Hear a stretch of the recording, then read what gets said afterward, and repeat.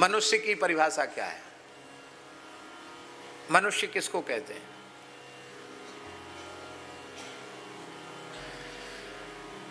मनुष्य के जैसी आकृति दिखे उसको मनुष्य कहते हैं।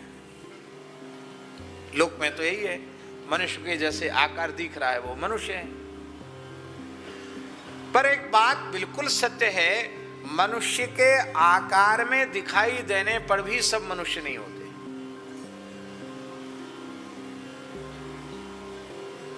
देखने में मनुष्य जैसे हैं लेकिन वो मनुष्य नहीं है, क्योंकि मनुष्य का लक्षण उनमें घटित नहीं हो रहा है।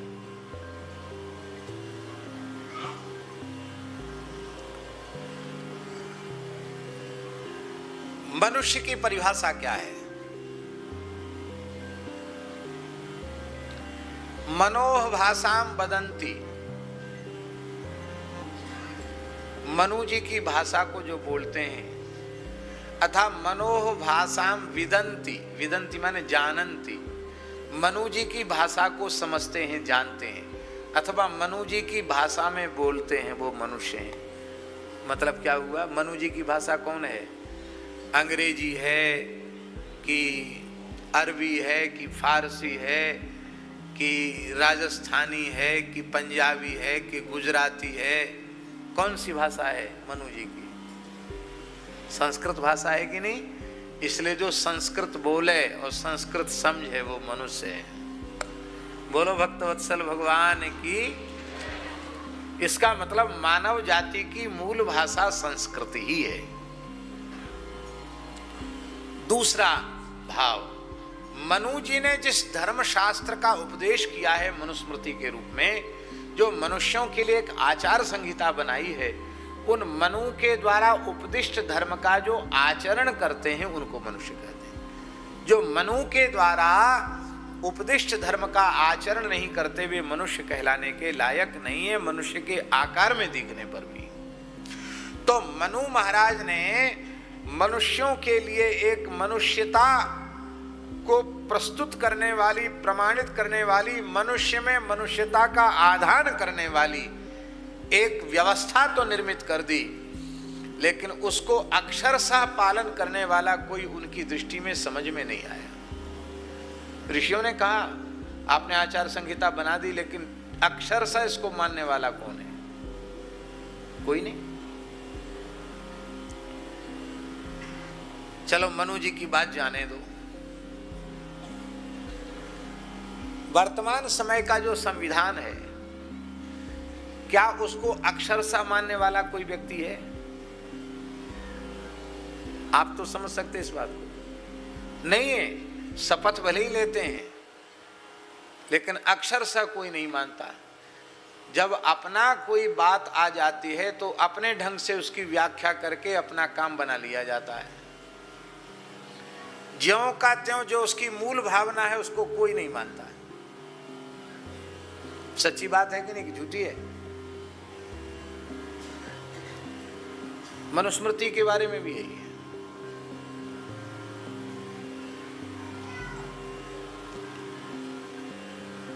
मनु महाराज सब कुछ त्याग कर नैमिषारण्य में तपस्या करते हैं शत्रुपा जी के सहित, और विधि हरिहर तप देख अपारा मनु समीप आए बहु बारा, बहुत बार आए ब्रह्मा जी, शंकर जी, विष्णु भगवान, लेकिन मनु जी बोले नहीं। अंत में विधि विधिता हरि ही हरिता शिव ही शिवता जिन दई, जिन परब्रह्म परमात्मा परात्पर परब्रह्म द्विज भगवान श्री राम ने, जिन्होंने ब्रह्मा जी को ब्रह्मत्व दिया, शिव जी को शिवत्व दिया, विष्णु को विष्णुत्व दिया, जिनके बारे में महर्षि वाल्मीकि ने कहा कि जग पेखन तुम देखनि हारे, विधि हरि शंभु नचावन वारे, तेऊ न जानहि मरम तुम्हारा, और तुम्ही को जाननी हारा। राम सच्चिदानंद दिनेशा, नहीं तह मोह निशा लवलेशा। वो राम जी, और वो राम जी आए नहीं, केवल उनकी वाणी आई तो हृष्ट पुष्ट तन भय सुहाए, मानव अवहि भवन्ते आए। बोले ऐसे खाली बात सुनने से काम नहीं चलेगा। आपको आना पड़ेगा। तो भगवान प्रकट हो गए। नील सरोरुह नील मणि नील नीलधर श्याम लाजय तन शोभा निरखी कोटि कोटि शतकाम। श्री सीताराम जी महाराज की जय। नित्य सिद्ध अनादि दिव्य दंपति परब्रह्म परमात्मा भगवान श्री सीताराम जी महाराज की जय। अब मनु जी से कहते वरदान मांग लो। तो मनु जी बोले चाहूं तुम्हीं समान सुत प्रभु सन कवन दुराव। मैं आपके जैसा बेटा चाहता हूं। अब हमारा एक प्रश्न है कि जो वस्तु नहीं होती है, जिसका अभाव होता है, उस वस्तु की याचना की जाती है। मनु जी के बेटा नहीं है क्या? अरे महाराज, प्रियव्रत उत्तानपाद जैसे उनके पुत्र और आकुति देवहूति प्रसूति जैसी कन्याएं प्रियव्रत के वंश में साक्षात भगवान ऋषभदेव अवतार ले रहे हैं।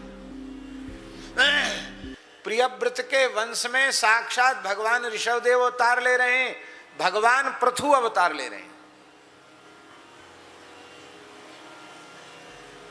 आप सोचिए कितना पवित्र वंश है। उत्तानपाद के वंश में भगवान अवतार ले रहे हैं। पृथु अवतार उत्तानपाद के वंश में हुआ। ऋषभावतार प्रियव्रत के वंश में दो दो अवतार हो रहे हैं। बड़ा पवित्र वंश है। आप पूरा पुराण उठा करके देखिए कितना पवित्र। ध्रुव जैसे पोता है मनु महाराज के। और आकुति के गर्भ से उनके देवते के रूप में यज्ञ नारायण प्रकट हो रहे हैं। प्रसूति और देवहूति के गर्भ से भगवान कपिल प्रकट हो रहे हैं। और महाराज जी प्रसूति के वंश में साक्षात भगवान नर नारायण प्रकट हो रहे हैं। उनकी मूर्ति नाम की पुत्री के गर्भ से भगवान बद्री नारायण प्रकट हो रहे हैं। नर नारायण भगवान प्रकट हो रहे हैं। बताओ, तीनों बेटियों के खानदान में भगवान के अवतार हो रहे हैं, बेटों के खानदान में भगवान के अवतार हो रहे हैं। इतना भरा पूरा परिवार स्वयं भव मनु अरु शत्रुपा जिनते भय नर सृष्टि अनूपा। ऐसे स्वयं भव मनु ओ बेटा पोता पर पोता, ओ कोई गिनती नहीं, इतना खानदान है। फिर भी कह रहे हैं कि चाहूं तुम्हीं समान सुत। प्रयोजन क्या है? प्रयोजन ये है कि प्रभु आपकी प्रेरणा से मैंने मनुष्यों के लिए आचार संहिता तो बनाई है। धर्मनिष्ठ मनुष्य ही मनुष्य है, पर उसको अक्षरशः कोई पालन करके उदाहरण प्रस्तुत करने वाला कोई नहीं है। इसलिए आप पूरा मनुस्मृति को प्रयोगात्मक रूप में, प्रैक्टिकली रूप में उसको प्रस्तुत करने के लिए एक अवतार लीजिए। इसलिए राम जी का अवतार ही संपूर्ण धर्म निष्ठा को अपने चरित्र के माध्यम से प्रकट करना, यही राम जी के अवतार का मूल प्रयोजन है। इसलिए रामो विग्रहवान धर्मः, धर्म को सांगोपांग समझने का एक ही प्रकार है कि भगवान श्री राम के मंगलमय चरित्र को जन्म से लेकर और उनके साकेत गमन तक के संपूर्ण चरित्र पर दृष्टिपात किया जाए।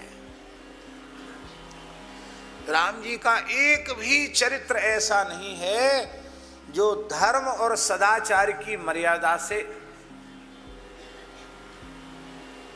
कुछ इधर उधर हो, ऐसा कोई चरित्र नहीं। प्रत्येक चरित्र धर्म की संपूर्ण और सम्यक मर्यादा का निर्वाह करने वाला है।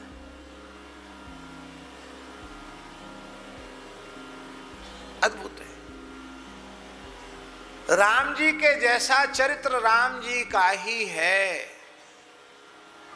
इसलिए जो मनुष्य राम जी के चरित्र को आदर्श चरित्र नहीं मानता, राम जी के चरित्र का अनुसंधान नहीं करता, वो मनुष्य कहलाने के लायक ही नहीं।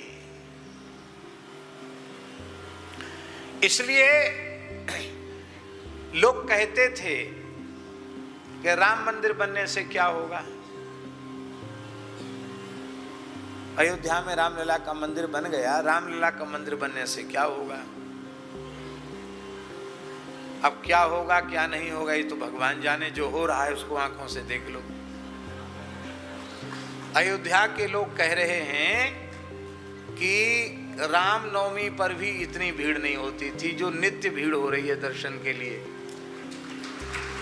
और इतना ही नहीं, इस समय पूरी अयोध्या राममय बन गई है, गली गली से कीर्तन। सीता शरण जी तो वहीं के जन्मे हुए हैं, ये तो अयोध्यावासी हैं। अयोध्या के बड़े बूढ़े महात्माओं ने कहा, बोले महाराज जी हम लोगों के दिमाग में नहीं था कि ऐसा भी हो जाएगा कभी अयोध्या में। क्या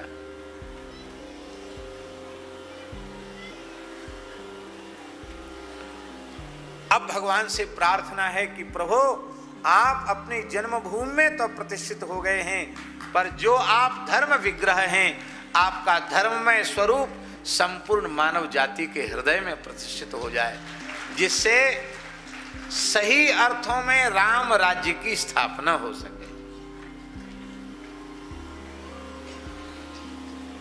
कई महापुरुषों ने यह बात कही थी कि राम जी स्थापित होने के बाद देश में बहुत बड़ा परिवर्तन आएगा, देश का वास्तु बदलेगा। उसकी अनुभूति लोग कर रहे हैं, अयोध्या में लोग अनुभव कर रहे हैं कि निश्चित बदल गया। बहुत से लोग अनुभव कर रहे हैं, अच्छी बात है। बोलो वृंदावन बिहारी लाल की जय। तो अब आप लोग कहेंगे कि आप चरित्र तो सुना रहे हो विभीषण जी का, तो राम जी कहां से आ गए? ये देखिए, राम जी यहां से आ गए कि विभीषण ने कहा कि संकट के भयंकर क्षण में भी हे पितामह ब्रह्मा जी मेरी बुद्धि धर्म का त्याग न करे। तो धर्म कौन है? धर्म कौन है? रामो विग्रहवान धर्म, राम जी धर्म है। इसका मतलब विभीषण कहते हैं चाहे जैसा संकट आ जाए मैं राम जी से विमुख न हूं। धर्म से विमुख होने का मतलब है राम जी से विमुख होना।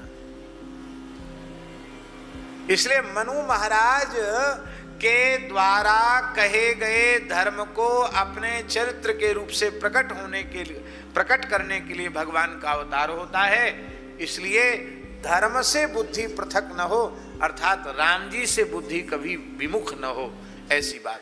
इसलिए विभीषण जी के ऊपर कभी प्रश्न चिन्ह नहीं लगाना चाहिए। बहुत से लोग आजकल प्रश्न चिन्ह लगा देते। आजकल के विचारक के देखो, लंका में रहे, खाए पिए, और उन्होंने राष्ट्रभक्ति नहीं की, राष्ट्रद्रोह किया, ऐसा भी लोग कह देते हैं। कहने वाले लोग अपने भाई के विपत्ति के समय में नहीं हुए। लेकिन नहीं, विभीषण जी का कोई भी आचरण धर्म और सदाचार के प्रतिकूल नहीं है, क्योंकि ब्रह्मा जी से उनको वर प्राप्त हुआ है। और तुलसीदास जी ने तो स्पष्ट शब्दों में कर दिया।